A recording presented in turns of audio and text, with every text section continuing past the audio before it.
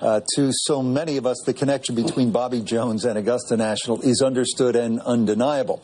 But the connection between Jones and the Atlanta course that bears his name is a lesser-known story, one with a modest beginning and a recent renewal nearly a decade in the making. For more on that, here's Tim Rosefort.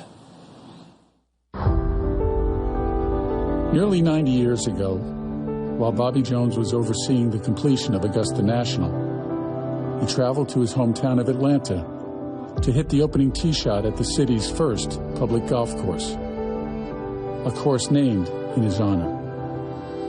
When the golf course opened in November of 1932, he was deeply honored that his hometown, the city of Atlanta, would choose to honor him in such a way. He never really spoke much about his thoughts on the golf course, except to say that he did play on the opening day and never played it again. When the course was going to be named after him, he really didn't necessarily want it to be done, but in typical Mr. Jones fashion, he thought it would be ungracious to say no. So he permitted his name to be used with it, but he really never had any connection with it. The old golf course was an embarrassment to its name. It was short, it was quirky.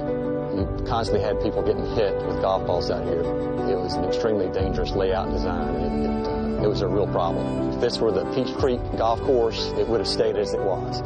But everybody rallied around it and recognized that it needed to reflect its namesake.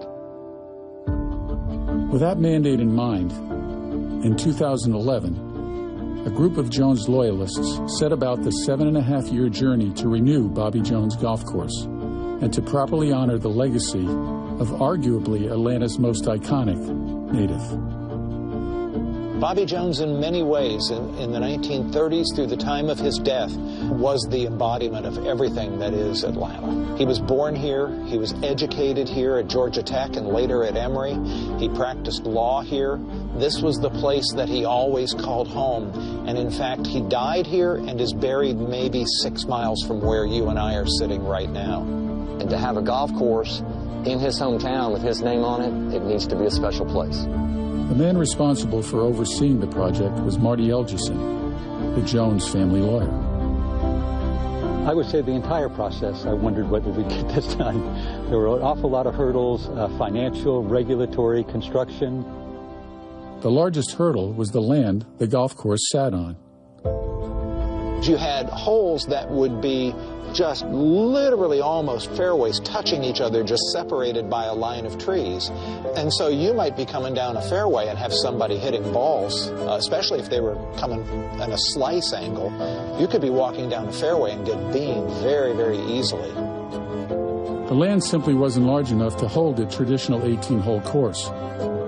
But architect Bob Cupp found a solution by borrowing design elements from the old course at St. Andrews, which had also influenced Jones's vision for Augusta National. I had an epiphany. Those were his exact words. He said, I was thinking about St. Andrews being played in reverse. I think I can build a reversible 9-hole course. And of course I said, go for it. Cupp's reversible design maximized the use of the land and includes 2 9-hole courses named Azalea and Magnolia. Not surprisingly, the design also borrowed features from Augusta National. There's all fairway. There's no rough on this golf course, and as we all know, the original Augusta National design had no rough. And then it's also a minimalist design. There's only 27 bunkers on the course. Most of the defenses around the greens are chipping out of difficult areas, again, very reminiscent of Augusta National. To increase variety, the course features large double greens that allow for 2 pin placements on each hole. 1 to play in the front 9 and 1 to play in the back 9.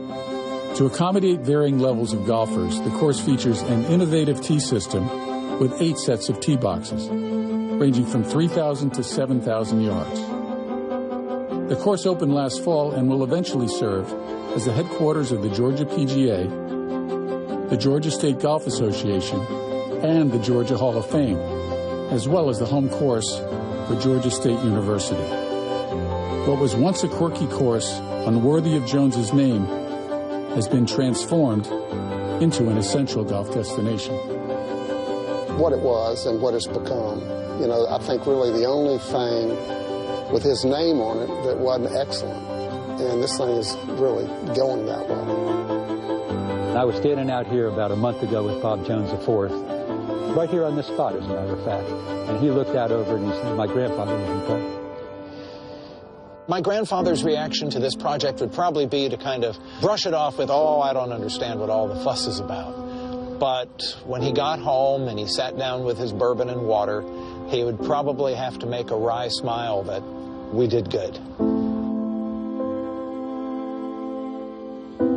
What a smile. Between 1919 and 1930, Bobby Jones won 22 times in 51 competitive starts, including 13 major championships. After winning the Amateur, the Open, U.S. Open, and U.S. Amateur in 1930, Jones retired from competition at the age of 28.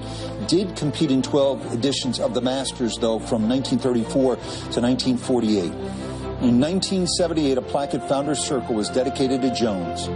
And it reads, a gentleman in every sense of the word, whose legendary feats as a golfer will inspire those who play the game in all the years to come. Great Bobby Jones, co-founder and president in perpetuity of the Augusta National Golf Club.